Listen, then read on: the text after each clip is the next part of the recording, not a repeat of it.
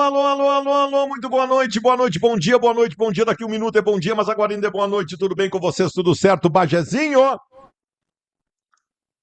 Não começa a fingir que tu tá falando, que cara chato, eu não aguento mal, Bajé. Ai, papai, agora não, acho que o Gui tinha fechado o microfone aí, agora liberou aí. Exatamente. Ai, baldaço, vamos lá, né, porque é o seguinte, ó, cara, eu não quero te dizer nada, tá? Mas nos últimos dias eu não ganhei. Então não dá pra me empolgar tanto assim. Mas baldaço, eu acho que tu tá bem mais preocupado que eu, hein? Sabe que eu não consegui ver o jogo na hora, porque ele era antes do jogo do Grêmio e eu já tava envolvido no pré-jogo, mas depois eu tava vendo a repetição, eu não vi todo o jogo, tá? Eu vi alguns lances, assim, num compacto. Mas, cara, me chamou muito a atenção. Eu tenho a nítida impressão de que os jogadores, vão usar o termo da moda, cara, o mental dos jogadores foi embora, cara. Eu tenho a impressão de que tem jogador meio que se escondendo, Baldasso. Assim, da responsabilidade, sabe? De não se apresentar, de não aparecer com atitude. E a entrevista do D'Alessandro depois do jogo, e é claro que ali tá o cara que também tem vários aspectos que tu pode pegar, né? De prática daquela entrevista. Poxa, é o cara que tá mostrando comprometimento, é o cara que tá indo dar a cara dele pra bater no momento ruim, é o cara que se emociona porque ele vive intensamente há muitos anos o Inter e tal. Só que tem um lado do dirigente, né? E o lado do dirigente, eu não sei até que ponto, Baldasso, ele é positivo e em determinados momentos tu aparecer sendo tão humano. Sabe? Porque ele é um comandante. Se o D'Alessandro tá abatido, o que eu espero dos outros? Eu já vi. Interessante isso. E essa questão da Alessandro, ela merece um capítulo especial porque ela é muito simbólica. Muito simbólica. Eu já vi o D'Alessandro chorando outras vezes. Mas, se não me engano, todas as outras vezes que o D'Alessandro chorou publicamente foi de felicidade por alguma coisa envolvendo a sua paixão pelo Inter e tal. O choro do D'Alessandro ontem é um choro de desespero. Eu não tô. Eu acho que o D'Alessandro fez certo em tomar a iniciativa de falar, porque ele ficou, assim como todos nós, apavorado com 12 mil pessoas no estádio para ver Inter e Corinthians. Isso é uma coisa muito absurda e eu não estou condenando a torcida, eu acho que existem motivos para isso. O D'Alessandro sentiu que precisava fazer isso e fez. Nós tivemos uma divergência no debate raiz, Bagé, porque tu identificou ali o dirigente. Tu identificou ali o dirigente. Eu não consegui. Talvez porque eu não consiga analisar com razão, porque tu tá do outro lado, tu não tem uma ligação afetiva com o D'Alessandro que eu tenho. Eu acho que quem falou ali foi o ídolo. Eu acho que quem falou ali foi o ídolo, e do nosso lado aqui, a gente olhou e não viu um dirigente, a gente viu um ídolo também. O D'Alessandro chamou a torcida como ídolo.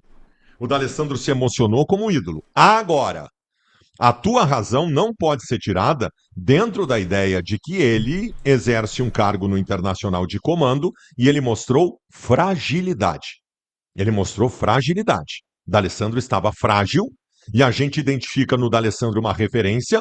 Ele é referência pelo cargo que ele tem e ele é referência para nós pela idolatria que ele tem. E a minha referência lá dentro está frágil a ponto de se emocionar, de mostrar essa fragilidade publicamente como fez ontem. Isso me preocupa mais ainda.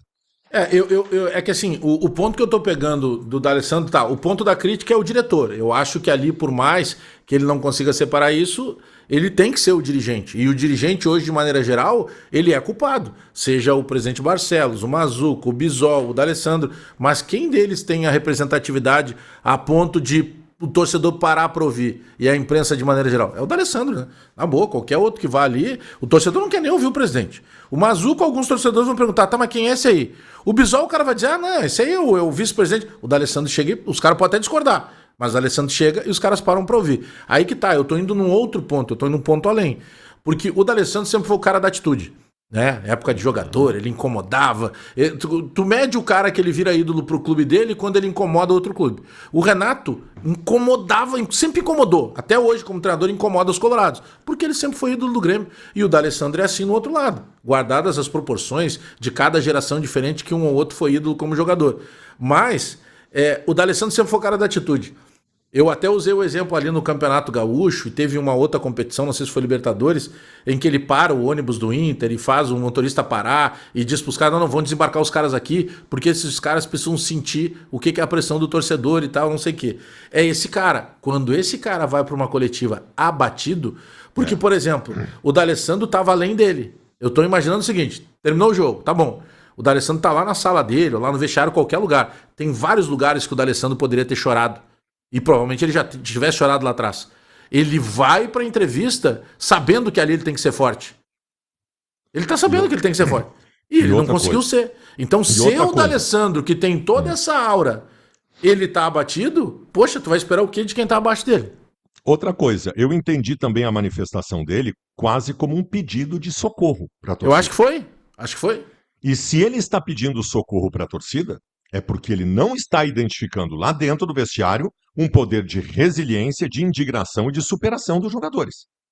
Eu acho que essa leitura pode ser feita. Ele pediu socorro para a torcida. Acho que a torcida vai responder, tá? Eu acho que vai dar efeito o que ele fez, eu acho que teremos um bom público contra o Botafogo. Mas eu repito, a simbologia disso que aconteceu, ela é preocupante. Muito preocupante. Tu vai lembrar que teve um dos programas do Meia Hora aqui, de semanas anteriores, que eu te falei isso, Baldasso. Eu tava vendo lá no teu canal, os teus repórteres fazendo a chegada do Inter, depois, ainda com o Roger, antes do Grenal, fazendo a chegada do Inter num jogo que em tese era para ter protesto e não tinha ninguém protestando. Aí a gente pode pensar assim, pô, que bom que não tinha, não, era melhor que tivesse. Porque é o torcedor, tipo, larguei de mão. Não, eu não vou acordar cedo pra ir lá recepcionar esses caras, eu sei que não vai mudar nada. Aí tu pega o Grenal, tá? O Grenal em outra época era Beira-Rio lotado. Não foi Beira-Rio lotado mesmo com algumas promoções em alguns setores. O jogo contra o Corinthians, na noite da quarta-feira, é um jogo de 12 mil torcedores. Não, só um pouquinho, né? Nós estamos falando de um quarto do Beira-Rio. Então, eu concordo contigo. E penso que a ida do D'Alessandro, e talvez tenha sido por ele, ou quem sabe até a direção dizendo, Dali, é o momento de tu tá falar com o torcedor, eu acho que é para isso também. Sabe? É tipo, o torcedor tá largando de mão. E só tem uma coisa que ainda pode, quem sabe, amenizar nesse momento de dor, que é a presença do torcedor. Eu acho que aí sim. Eu acho que foi meio que um ato de desespero / desabafo, mas tentando trazer o torcedor para perto do time. Eu até quero falar depois um pouco mais do time, mas eu quero te perguntar, Bagé, porque eu disse no debate raiz de ontem, porque já passamos da meia-noite, eu disse no debate raiz de ontem que eu acho que o Grêmio conseguiu uma coisa que não tinha conseguido na temporada: uma estabilidade de atuações aceitáveis. O Grêmio não virou um super time, o Grêmio não vai brigar pelo título brasileiro, o Grêmio não vai, a partir de agora, ganhar todos os jogos. Mas o Grêmio não tinha conseguido nesta temporada inteira uma estabilidade de atuações aceitáveis como vem acontecendo. O Grêmio poderia ter ganho a partida do Santos se não tivesse sido prejudicado pela arbitragem. Tu acha que o Grêmio atingiu um voo cruzeiro? Eu não sei se voo cruzeiro. Eu acho que o Grêmio conseguiu pela primeira vez, e eu vou te dizer na temporada, tá? Porque o Grêmio tem hoje uma estabilidade, aí sim a gente pode pegar esse pequeno recorte, de competitividade. Isso estava faltando pro Grêmio. Teve um determinado momento que eu, cara, terminava o jogo e eu tava enlouquecido porque eu pedia pros caras, eu não tô pedindo que vocês joguem bem, eu tô pedindo que vocês joguem com comprometimento. Eu acho que falta de alguns ainda. Ontem teve um ruído de comunicação ali, um quiprocó de uma falta de educação pública do Alex Santana com o Mano Menezes, que é o comandante dele, e outra, com essa bola curta do Alex Santana. Bom, o Alex Santana jogava... Ali? O Alex Santana jogava pelo Paraná uma vez e disse que jogava mais que o Maicon, né? Sim, na época que o Maicon jogava bola, ou seja, já não dá pra levar muito em consideração as atitudes dele. Cara, simplesmente ele entra no lugar do Arthur, e aí eu acho que é uma parte muito grave do jogo. O Arthur, ele precisa ser substituído porque o árbitro do jogo já tinha ameaçado ele de expulsão 2 vezes. Aí ele comunica pro Mano, o Mano vai lá, tira o Arthur e põe o Alex Santana. E óbvio, né, que tem uma diferença muito grande quando tu tira o Arthur e tu põe o Alex Santana. Só que o Mano sabe disso. E o que o Mano queria do Alex Santana era um posicionamento que o Alex Santana não conseguiu entregar. E aí ele vai lá ali, enquanto os jogadores estão lá se abraçando e saudando, agradecendo a presença do torcedor na Vila Belmiro, o Mano tá com o chapéu na mão, sabe? O Mano tira o boné da cabeça e fica ali conversando com ele e faz alguma cobrança. Cara, ele sai andando e abre os braços na direção do Mano com quem diz, sai pra lá. E sai, cara. E o Mano tenta falar com ele e ele continua. Tanto que tem um dos auxiliares do Mano que vai junto dele e tenta acalmar a situação ali, sabe? Porque ele sai despejando um monte de palavrão. Quem tava ali na beira do campo conseguiu identificar. E convenhamos, né, cara? É o técnico conhece dele. o Mano, né? Mas quem é? E isso que o Mano foi quem indicou, né? Foi o Mano e o Filipão que indicaram. Não joga Ele mais, já cara. era. O Mano Não joga mais. pra vocês terem uma ideia, o Mano Menezes, uma vez no Fluminense, ia colocar em campo um dos melhores laterais Marcelo? esquerdos da história do futebol. Os maiores laterais esquerdos da história do futebol. Quando estava na beira do campo para entrar, o Marcelo disse uma palavra atravessada pro Mano, o Mano olhou para ele e disse: não vai entrar mais, pode ir pro Não banco. vai entrar mais. Imagina com o Alex Santana o que ele vai fazer. Não, e outra, e na boa, assim, não pode ser diferente, cara. Não pode ser diferente. Agora, nessa situação, o Mano falou ontem, né? Até o Picão que perguntou isso pra ele, eu acho que ele não entendeu muito o tom da pergunta, porque o Filipão. O Picão perguntou pro Mano a situação de daqui a pouco, cara, como é que faz, né, pra não ficar com essa dependência de alguns jogadores. E aí o Mano até não entendeu muito, o Mano disse, mas espera aí, nós temos desfalques. Não, mas, mano, o Picão não tava te cobrando, o Picão tava até te protegendo. E é impossível tu não sentir dependência do Arthur. O Arthur joga muita bola. É impossível tu não sentir dependência do William. O William joga muita bola. É natural quando tu tem jogadores Marcos Rocha. importantes. Marcos Rocha. Esses caras vão entregar um outro nível técnico. Eu acho que, cara, é muito complicado o Campeonato Brasileiro, ele te mostra isso. Eu acho que o Grêmio ontem mesmo com um gol mal anulado, o Grêmio teve condição de não tomar o gol do empate, o Grêmio tomou o gol de empate aos 45. Eu acho que tem uma resposta positiva desse momento de estabilidade, de competitividade. O Grêmio perde o Volpi, que vinha fazendo uma partidaça atrás da outra, e entra o Grando, que ontem foi o melhor em campo, ganhou o troféu lá da patrocinadora do Campeonato Brasileiro. Eu considerei também ele o melhor jogador. Então acho que dá para se encontrar. Eu acho que dá para buscar uma vitória agora contra o Bragantino, e o Grêmio começa aos poucos vislumbrando, quem sabe, algo melhor. Porque aí tu tem uma parada agora de 11 dias, que o Mano vai ter um trabalho de, 11 dias já são mais 2 semanas para os caras que estão no departamento médico recuperar, pro Cuejar, que está lá na fisioterapia, conseguir fazer um tratamento maior. E aí, esse reflexo eu já devolvo pro Inter. Porque o Inter do Ramon Dias, ele empata contra o Juventude não jogando nada. Ele empata contra o Corinthians num lance no último minuto de jogo, de um pênalti que eu não marcaria, mas eu não vou entrar nesse mérito, porque ele empata, mas empata de novo jogando pouco. E eu acho que desse corte de 3 jogos que vão completar agora do Ramon Dias, o Baldasso, ele vai pegar o adversário mais difícil dos 3, que é o Botafogo no final de semana. Primeiro que eu comemoro esses 2 pontos, né? É triste dizer isso, é pequeno dizer isso, mas eu comemoro. Porque contra o Juventude era pro Inter ter perdido o jogo. E contra o Corinthians conseguiu empatar no apagar das luzes num gol de pênalti. Velho, é assustador, Bagé. É assustador, porque o Internacional não apresenta nenhum indício de recuperação. E eu não vou estabelecer a crítica efetiva à nova comissão técnica, que tem 2 jogos, mas evidentemente a gente vai ter que começar a ver o trabalho. O Inter não tem nada, Bagé. O Inter não tem nada. O Inter toma um gol ontem, em que o cara cruza a bola do lado direito no segundo pau, e dentro da pequena área tem 2 jogadores do Corinthians. Poderia escolher qual dos 2 para fazer o gol. O Internacional é uma peneira defensiva. Do meio para frente, o Internacional é amorfo. O Inter não tem intensidade. O Inter tem do meio para frente um Alan Patrick escondido há 3 meses. O Carboneiro, tem muita gente elogiando porque ele tem qualidade técnica, mas é um jogador. Meneghetti usou um termo hoje que pode parecer pejorativo, mas eu não discordo tanto. O Carboneiro é um tico-tico. O Carboneiro, ele tem que receber a bola no pezinho dele para ele tentar fazer alguma coisa, e com a habilidade que ele tem, às vezes ele consegue. O Borré é uma caricatura. O Inter não consegue ter volume de jogo qualificado. O Inter ontem, anteontem, né? O Internacional tem 5 minutos de pressão, o Alan Patrick perde um gol, o Inter aos 10 toma o gol e o Inter não conseguiu mais jogar. O Inter se abate com o gol, o Internacional é um time frágil animicamente, o Inter é um time combalido em todos. Se eu fizer aqui análise técnica, é um time combalido. Basta olhar o Alan Patrick, o Borré, e os jogadores não estão jogando nada. Se eu fizer uma análise tática, não tem nada. O Inter não tem uma jogada, não tem volume no meio-campo, não tem triangulação, não tem nada. Se eu fizer uma análise física, o Inter se arrasta. Tanto que a comissão técnica do Inter, de novo constrangida, não quis falar sobre o assunto. E ao não falar, falou, né? Porque quando tu não quer falar sobre uma coisa, porque tu não quer criticar alguém. E o quarto ponto O quarto ponto é um time combalido psicologicamente. Nos quatro quesitos que um time de futebol tem que ser estável e qualificado, o Inter faliu nos 4. O Inter é um time que está brigando contra o rebaixamento. Não tem, Bagé, ninguém neste momento jogando menos que o Internacional. Mas sabe que eu ia falar justamente nesse ponto, porque se o Grêmio tem agora 11, 12 dias de parada FIFA que o Mano pode aproveitar para tentar arredondar, azeitar um pouco mais a engrenagem, o Inter, dependendo do resultado que tem agora contra o Botafogo, e repito, para mim é o adversário mais difícil dos 3, porque o Corinthians é competição, mas o Corinthians estava desfalcado. Pô, tu imagina se o Corinthians tivesse ontem o Yuri Alberto, se tivesse o Carrijo, se tivesse o Garro, se tivesse o Memphis. Então seria muito pior. O Juventude é um time que eu acho que o principal treinador, acho que o principal jogador do Juventude era o Carpini, o técnico.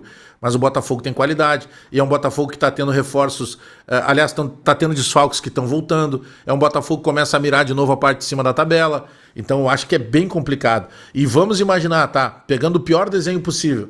Vamos que eu não vou nem dizer perder, eu vou dizer empatar. Que o Inter não ganhe de novo um jogo. Porque se ganha, querendo ou não, tu ameniza tudo. Mas se não ganha, aumenta a pressão de torcida. Se tu não ganha, tu aumenta a desconfiança. Tu cria o clima de instabilidade na própria entrevista coletiva. Tu te aproxima do Z4. Te aproxima do Z4 e tu vai pra uma parada de 12 dias numa pressão danada. Porque se tu ganha, tu não resolveu os teus problemas, mas tu ganhou. E aí tu pelo menos tira o peso. Mas se tu não ganhar, olha, eu tô considerando até o empate, tá? Se não ganhar, tu tem 12 dias que não tem. O que vai fazer o Ramon Dias? Tu pegou um ponto, por exemplo. Poxa, cadê o Alan Patrick? Tá, a bola não chega no Carboneiro, mas ela chegava por quê? Porque o Alan Patrick colocava. Por que o Bernabé não tá conseguindo ser aquele cara de saúde que ia pra cima e que ia na linha de fundo e fazia cruzamento e instigava o torcedor, fazia o torcedor vir junto? Cara, parece que tudo isso foi tirado. Sabe, é como se alguém tivesse pego. Tu costuma dizer lá, o cara pegou um guincho, um guindaste e tirou todos os titulares. Não, parece que tu tirou energia. Sabe, é como se tu tivesse tirado a atitude de um grupo todo, cara. Mas, Bagé, o que eu imagino, o que eu espero, e que eu torço, e a minha expectativa, é que a comissão técnica do Internacional, com esses 13, 14 dias sem futebol, ela mexa taticamente e corrija algumas coisas táticas do time. E aí eu vou torcer para que um Inter melhor organizado passe a ter reflexo nas outras questões. Né? Se taticamente estiver melhor organizado pela nova comissão técnica, eu imagino que tecnicamente, por exemplo, alguns jogadores voltem a crescer e apresentar um futebol interessante. Imagino que organizadamente, correndo menos em campo, já que a bola é que vai estar rolando, o Inter não tenha tantos reflexos físicos. Imagino que quando os jogadores sentirem que o time está mais organizado, que venha algum ânimo, algum poder de superação. Eu estou conjecturando, né, Bagé? Eu não tenho outra coisa para fazer, né? Mas é muito louco o futebol, né? Porque por mais que em alguns momentos tivesse um indício de que as coisas não estavam indo bem, e o 2025 tu tira de base o quê? O Campeonato Gaúcho. E sem dúvida que é importante, seria um octacampeonato do Grêmio. Então o Inter também, além de ser campeão gaúcho, não deixou que o Grêmio conquistasse lá uma marca que era importante nessa rivalidade Grenal. Agora tu imagina, não tem como tu imaginar, Baldasso, como é que tu perde tanto de um time em tão pouco tempo. Porque até então ali, eu lembro, talvez tenha sido exagerado por parte, até mais tu, obviamente, né? Porque tu é um torcedor do Inter, mas eu embarquei em alguns momentos também, só olha, daqui a pouco, se a seleção brasileira levar o Felipe Luiz, o Flamengo vai olhar pro Roger aqui, e vai botar o Roger lá, porque o Roger tem esse estilo de Flamengo. Mas será que não é o momento da seleção brasileira olhar pro Alan Patrick? Mas como é que de uma hora pra outra some, Os caras lá de cima botavam o Inter como candidato a todos os títulos. O pior é o seguinte, de uma hora pra outra some, e isso faz meio ano, e nunca ninguém conseguiu algum tipo de ação para recuperar o que se tinha. É um troço muito louco, Bagé, muito louco. Mas, Bagé, tu pega o Bragantino no final de semana, que é mais difícil que o Santos, ou não? Eu tô achando que sim. Hoje, em determinado momento ali, teve o Meneghetti achando que não. O Meneghetti achando que o Santos é mais difícil que o Bragantino, eu discordo. Eu acho que o Bragantino tem uma musculatura maior de time. O Bragantino, por exemplo, se tu pegar a primeira parte do Campeonato Brasileiro, o Bragantino era o time que a gente dizia, opa, peraí, tem uma surpresa no campeonato, o Bragantino vai disputar a vaga de Libertadores, né? Ou pelo menos no mínimo uma pré-Libertadores. Isso não aconteceu, o Bragantino deu uma desandada bonita, depois teve troca de treinador, mas eu considero o Bragantino, eu acho que o técnico do Santos é melhor. o técnico Vojvoda, mas eu acho que o Bragantino é um time que tem uma dinâmica, tá? Que não tá conseguindo jogar bem, e tomara que continue assim. O Bragantino, por exemplo, tinha empatado no final de semana contra o Santos, e ontem até saiu ganhando do Mirassol, mas depois cedeu um empate. Então também tá pressionado, acho que tá cinco jogos sem vitória. A vantagem do Grêmio é o quê? Eu acho que o Grêmio está num momento competitivo superior. Eu acho que o Grêmio agrega qualidade, por exemplo, com o retorno do Marcos Rocha. Não tenho dúvida que ele agrega qualidade. Ontem o Gustavo Martins, que eu gosto demais, sentiu demais o jogo. Para mim foi o pior jogador do Grêmio em campo.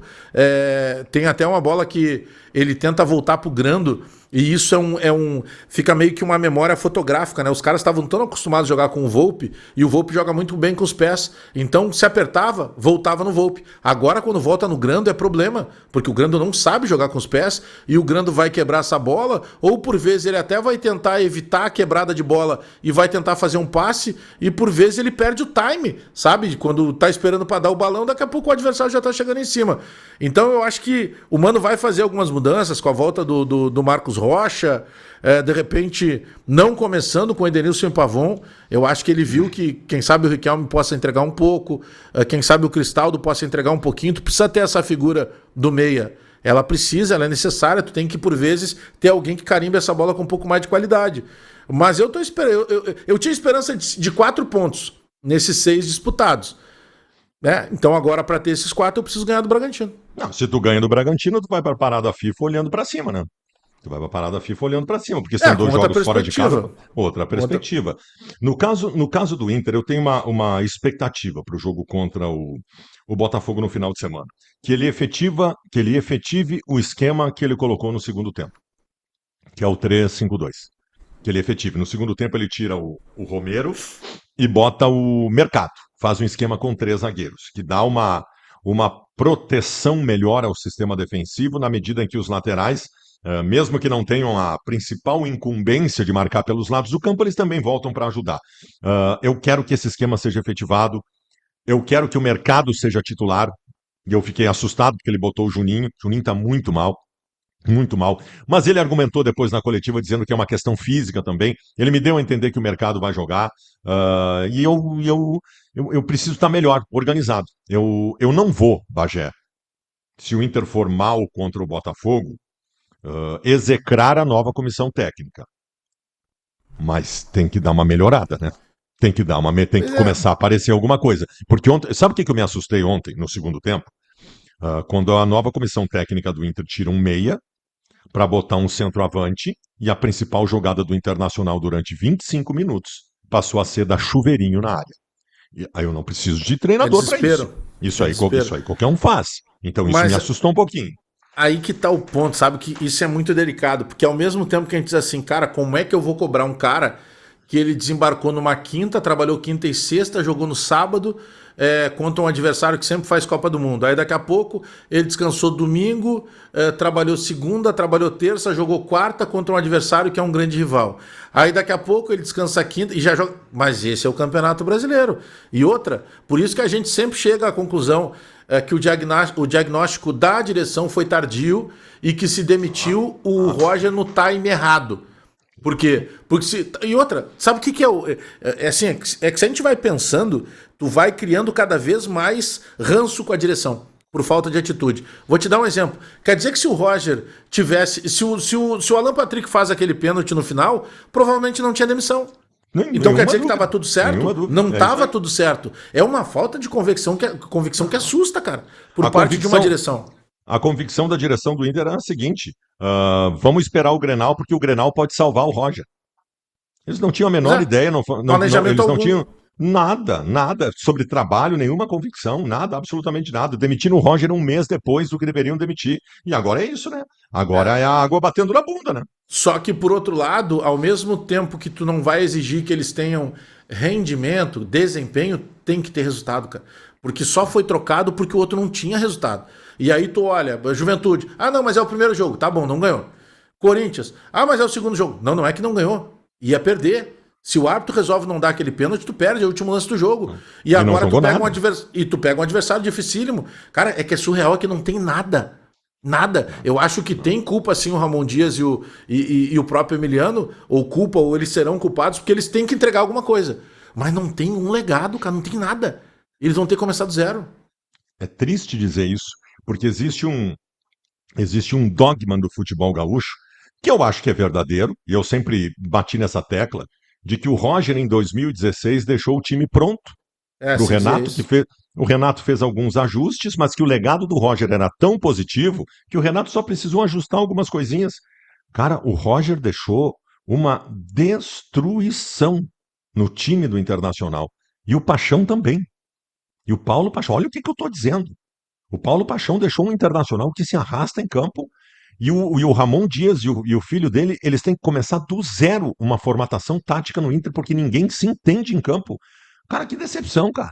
Que decepção. Eu sou agradecido ao Roger por ter me dado um campeonato gaúcho que eu não ganhava há tanto tempo, ter evitado o octa do Grêmio. Mas o Roger, eu perdi um pouco do encanto que eu tinha pelo Roger como treinador. Perdi de verdade.